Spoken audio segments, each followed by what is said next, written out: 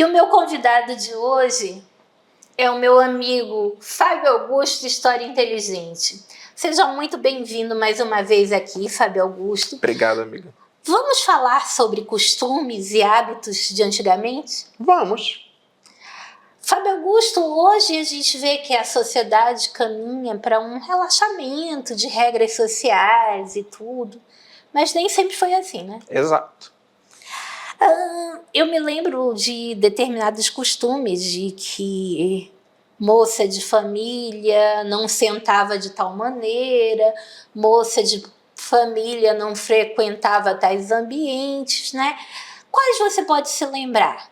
Nossa. Se você fosse agora conversar com a dona Hortência, sua avó, com vovô João, com vovô João, qual seria um costume que... Um que eu lembro, que não só eu vivenciei, mas também meus primos, é que nos dias santos o vovô e a vovó não permitiam qualquer tipo de barulho, nem rádio, nem televisão, nada. Isso eu me recordo também. E como criança gostava de brincar, a gente brincava lá no pátio, nesses dias santos as brincadeiras no pátio não poderiam ser realizadas. Não podia. Era zero barulho. Eu me recordo disso também. Dias santos, era até pecado brincar, né? Isso. A gente ficasse em oração, né? Não podia ligar um rádio, não podia ligar uma TV, não podia ter barulho nenhum. Isso me recordo como se fosse hoje, né? Outros hábitos e costumes que a gente tinha naquela época é que existia um horário para chegar em casa, né? Isso. Cheguei a pegar também. Às vezes, até mesmo às vezes, algumas vezes que eu saio tarde daqui, a mamãe me repreende. Olha, vocês olham para o Fábio, imaginam que isso é coisa de estranha, mas o Fábio realmente, a mãe dele é muito jovem e o Fábio é muito jovem, né? É por toda essa bagagem que ele tem, parece que ele é mais velho, mas na verdade ele não é. Mas Fábio Augusto, me recordo muito bem, inclusive eu estava me recordando dessa história, né? Falei até para Ana Cláudia Soeiro, quando esteve presente ao programa, que a minha avó saía da igreja de São Sebastião às 10 da manhã e ficava todo domingo conversando até quase meio-dia com a dona Lourdes na frente do bar do Armando. Na verdade, não era da frente do bar, era na frente da igreja, só que era uma calçada que tinha só a residência dos padres entre uma e outra. E eu nunca entendi por que ela não entrava, elas não conversavam no estabelecimento da dona Lourdes, né? Pois muito bem, a gente saía dali pela 10 de julho, e aí passava pela frente da Santa Casa, e aí pegava José Clemente, então a gente passava na frente de outro bar, né? Que era o Caldeira. E a vovó atravessava a rua. E aí também tinha um restaurante bar central um pouco à frente. Ela dava tchau para a proprietária, que eu não me recordo, era uma senhora bem idosa, um senhorzinho bem idoso, que já era amizade de uma geração anterior. E ela passava ali pelo outro lado da rua, passava pela frente da casa do seu Amâncio, que era o fotógrafo mais famoso entre as debutantes e as noivas aqui, pai do nosso padre Sérgio Lúcio, que é um queridíssimo, né, que foi pároco de São José. E hoje eu fico perguntando, né, o que movia as pessoas a trocarem de calçada para não passar na frente de um bar? Porque o argumento da minha avó era que mulher direita, moça direita, não passa na frente de bar, casa de jogo, locais suspeitos, né? Isso era um hábito que vinha de quê? Das fofoqueiras da cidade? Com certeza. As nossas censores morais da época, né? E os jornais estão cheios disso. Por exemplo, os jornais de fofoca, eles tinham uma parte que eles denunciavam muito as moças da vida que ficavam na janela jogando gracejos para quem passava. E elas jogavam para todo mundo. Aí recomendava-se que as senhoras de classe não andassem na mesma rua que ficavam essas casas. Tá aí a explicação, tá aí a explicação. Então é por isso que já era um hábito automático de se atravessar, né? Isso. Trocar de rua, trocar de calçada, E né? é muito engraçado porque olha a expressão que o jornal utilizava. Foi vista na tal janela a ratoína em trajes de Eva. Ou seja, praticamente nua. Mas era qualquer hora do dia? Qualquer hora do dia. Gente, e você agora falando que a banheira do Gugu era o fim do mundo. Olha aí, a gente está falando de uma época muito anterior. Mas, Fábio, costumes como criança não fala enquanto os pais não autorizarem, criança não senta à mesa antes dos pais autorizarem, né? Mamãe só me dá uma olhada e eu já sei o que eu tenho que fazer. Isso tudo se perdeu no meio do tempo, né?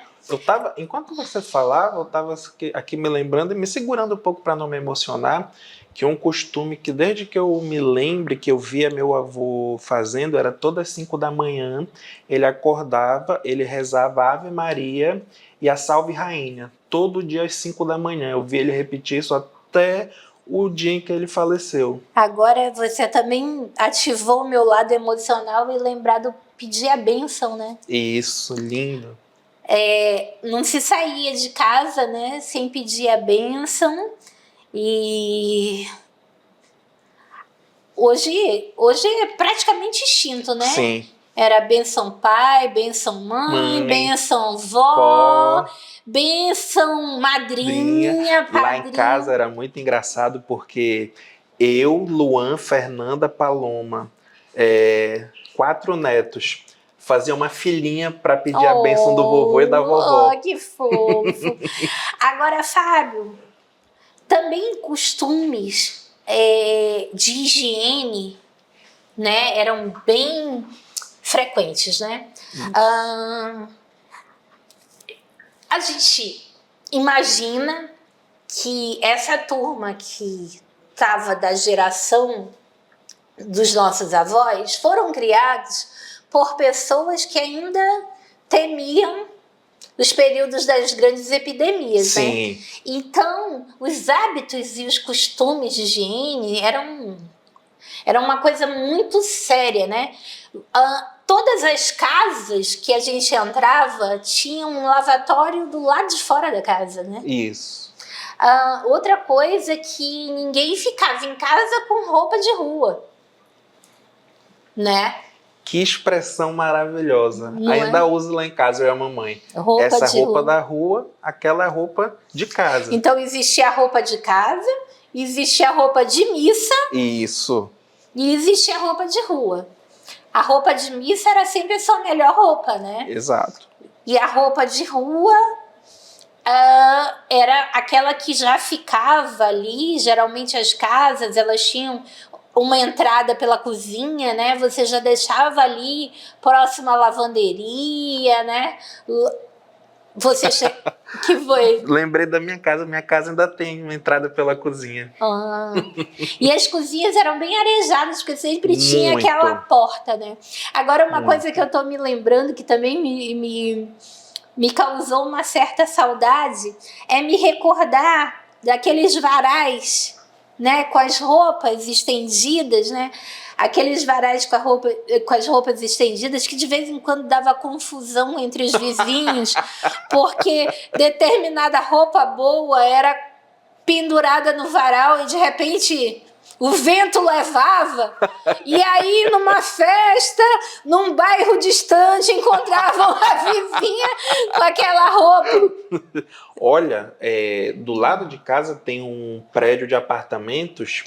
Vez ou outra nós temos que entregar uma cueca, uma calcinha, uma camisa que o vento traz. Bom, mas esse é o vento mesmo. É o vento mesmo.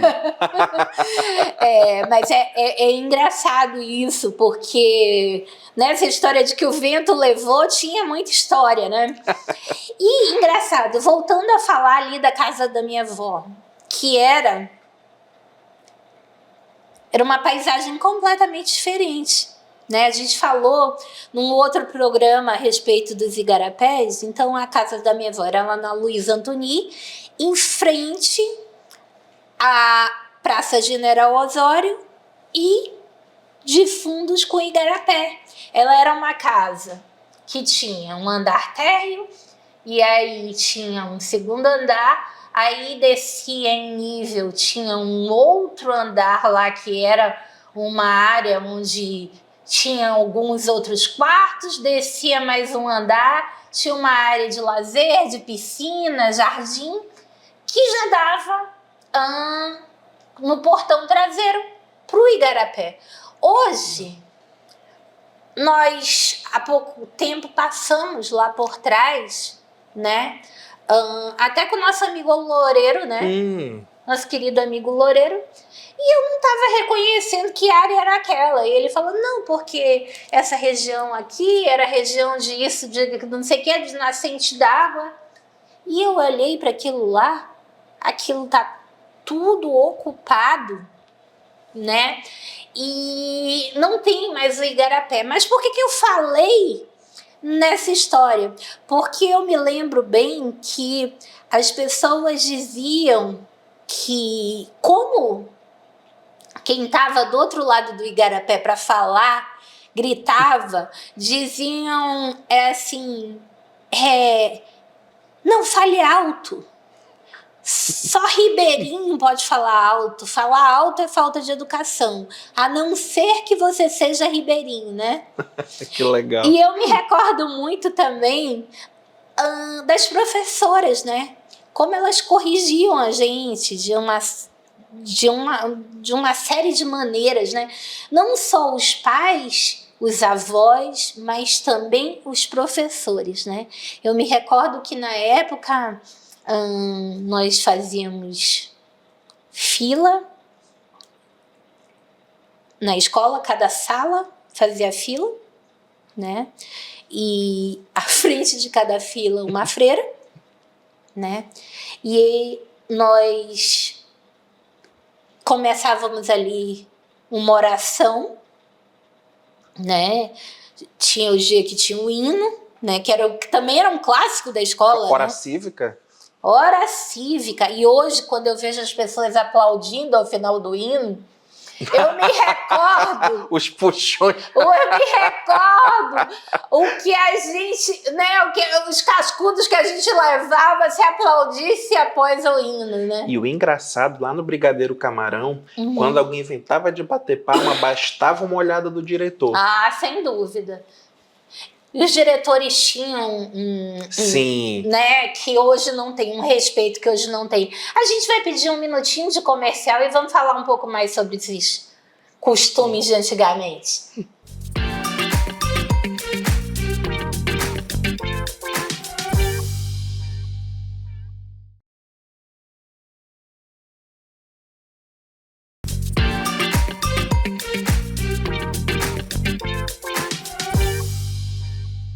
Voltando nesse segundo bloco, falando sobre os costumes de antigamente, com Fábio Augusto, História Inteligente. Então, Fábio, eu estava falando, né, na minha escola geralmente era oração, Sim. Na tua geralmente era hora cívica. A minha tinha hora cívica, mas eu acho que só uma vez por semana, o resto era oração. Mas quando você passava na fila, quando terminava, né, a oração, o hino, o que fosse, você passava na fila e a freira ia verificando a altura da saia, verificando se estava de sapato e meia, né? E com uma gilete na mão para cortar a bainha de quem. Então todo mundo tinha o pavor de ficar com aquela marca branca aqui, que era justamente dela baixar a bainha, cortar com a gilete. Né? Às vezes ela até avisava, existia a figura da regente de turma, que era a freira regente de turma, ela até avisava, olha, avise para sua mãe que você cresceu muito, tem que descer a bainha. Ou já ia direto para a Gillette baixar a bainha. Nossa, tinha um momento de tensão também lá no Brigadeiro Camarão, que era a inspeção do diretor. O aluno tinha que estar com sapatos pretos, meia branca. Os alunos barbados, de preferência, tinham que estar com a barba feita. Podia ter barba? Desculpa, tinha que estar sem barba. Ah, sim. Sem barba. Tava numa época de K-pop, quem aparecesse de cabelo pintado nem entrava. Era um momento de tensão, porque tinha vezes que eu não tirava a minha barba. Aí, com jeitinho, diretor e tudo. Mas podia cabelo solto nas meninas? Não. Não, né? Sempre... Unha pintada? Não. Quando não era o diretor, era a sargento que passava. Meninas, Xuxinha. Xuxinha. E eu acho engraçado que também era um hábito, eu não sei se tu te recordas, terminava as festas de final de ano com presentes, confraternização, começava o ano, era um hábito a gente fazer as compras, logo que iniciava o ano, as compras de uniforme e material escolar. Sim. Então fazia parte do material escolar. Sapato preto, as meias brancas, as xuxinhas, né? E era assim, eu me lembro até hoje, que era a sapataria Botafogo e as pernambucanas para comprar. Tu não pegaste a camisa de tergal mais, né? Não, na minha Tu era Sportline Nel, né? Na minha época, que eu lembro, a pessoa que vendeu a minha farda do ensino fundamental continua trabalhando nesse ramo até hoje e com os principais clientes sendo lá do Brigadeiro. Mas não era... Tu não é da época do Sportline Nel lá na 7 de setembro? Isso a gente tá falando de... Os anos 90... Pegou 2000? Pegou. Possivelmente eu devo ter usado. De lá. Porque assim... Gente, eu vivi um período meio de transição, né? Os colégios de freira ainda usavam a camisa de tergal e os públicos também. E aí a gente já tinha uma blusa de educação física que era nesse padrão da barra sanfonada, da gola sanfonada, que as escolas públicas passaram a usar depois, que é o mesmo padrão que se utiliza hoje, e começou a ser vendido numa loja que chamava Sportline Nel, que ficava ali na 7 de setembro, esquina ali, tinha a esquina que hoje é Lojas Americanas, ao lado do cinema, a esquina do outro lado, logo ao lado tinha essa loja. Era uma loja, eles mesmo confeccionavam as camisas da escola por ser muito próximo ali do estadual, enfim, de vários colégios que tinha ali, estadual, brasileiro. Na verdade, tinha 2 ou 3 na Joaquim Nabuco, aí tinha um brasileiro ali, entre a Getúlio Vargas e Joaquim Nabuco, e tinha o estadual ali, sem contar com os outros colégios do centro, que aí... Sim. Né? Centro, Aparecida, né? Que era tudo caminhando, né? E essa loja, eu acho que muita gente se recorda, porque assim, de vez em quando eu vejo algum comentário, saudade da época que eu comprava não sei o que na Sportline Nel e depois ia ao cinema com R$1. Né? Aliás, o cinema de R$1, gente. O cinema de R$1 era assim... Foi um momento que democratizou totalmente o lazer, né, da sétima arte aqui na cidade de Manaus, né? o cinema, ele não costumava ser uma coisa cara. Por que que ele não era uma coisa cara? Porque hoje você vai ao cinema dentro de um shopping, né? A sala de cinema é pequena, com poucos lugares, né? E o filme que está vindo aqui é quase que ao mesmo tempo que está no Brasil inteiro e acabou de passar lá fora. O que acontecia na época? Os cinemas eram cinemas de rua, né? Os prédios geralmente próprios, né? As cadeiras geralmente eram de madeira, não eram cadeiras acolchoadas, então tinha uma durabilidade muito grande, né? Madeira de verdade. O que também acontecia? As salas eram muito grandes e as fitas, elas já vinham para cá 1 ano depois. Isso. Né? Eu me lembro que tinha filme que chegava em Manaus depois do Oscar. Né? Você já ia assistir porque aquele filme tinha sido vencedor do Oscar. Quando hoje a gente faz a listinha dos filmes para assistir antes do Oscar, naquela época não. Naquela época, alguns filmes chegavam depois do Oscar. E engraçado que era uma coisa assim, né? Quem costumava viajar nas férias, viajava geralmente ou para o Rio de Janeiro ou para Fortaleza. E o Rio de Janeiro ainda tinha uma modernidade muito na frente daqui de Manaus, e às vezes eu assistia ao filme nas férias lá, e depois nas outras férias é que estava disponível aqui. Entendeu? Bom, então os hábitos de higiene, os hábitos de comportamento, os hábitos religiosos, de pedir a bênção. De um que era imperdível, que eu e meus primos fazíamos com toda a alegria do mundo. Na época de arrancar o dente, jogar eles no telhado de casa. Ah, isso era muito legal. Isso é muito legal. Chegaste a malhar o Judas? Já. Ainda peguei uma malhação de Judas lá no São Lázaro. Já na nossa época já estava meio... Isso. Já estava meio devagar, né? Mas ainda uma rua ou outra ainda tinha uma tradição, né? Como essa tradição de enfeitar na Copa. Nossa, quantas vezes a Rua 9 de Maio, que é atrás de casa, foi ornamentada, todo mundo participou, muito legal. E olha. tem aquelas ruas tradicionais, né, que sempre entram no concurso, o Leonardo Malché, aquela ali, Santa Isabel, né?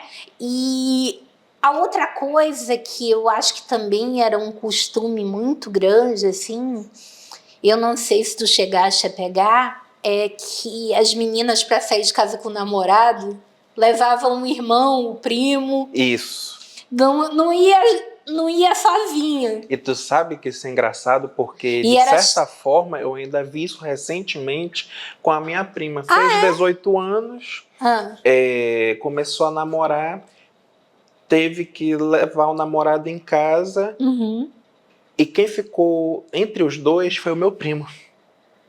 Pra não ter dúvida. Isso.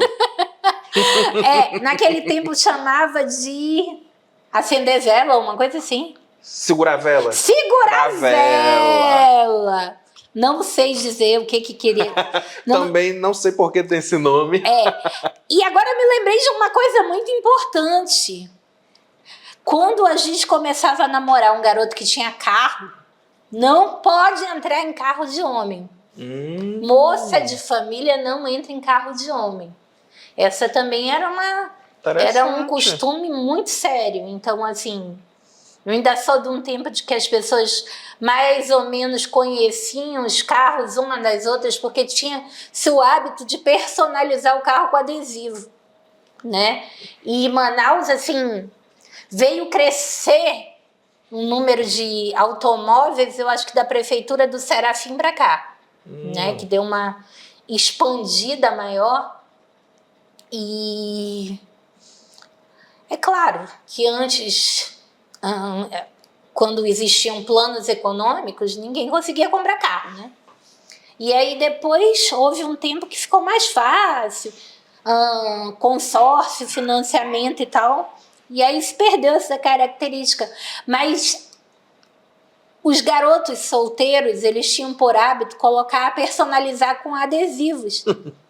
Então você sabia, por exemplo, determinados conjuntos que eram muito populares, como o Adrianópolis, o Vieira Alves, Parque 10, Japim, que morava muita gente, Eldorado, que morava muita gente conhecida, né? Passava o carro do garoto tal, você sabia que o garoto estava que legal. Passando por tal rua, porque era o modelo do carro e o adesivo que personalizava e tudo mais. E você? Qual é o hábito e costume que você se recorda que não se usa mais? Manda aí pra gente.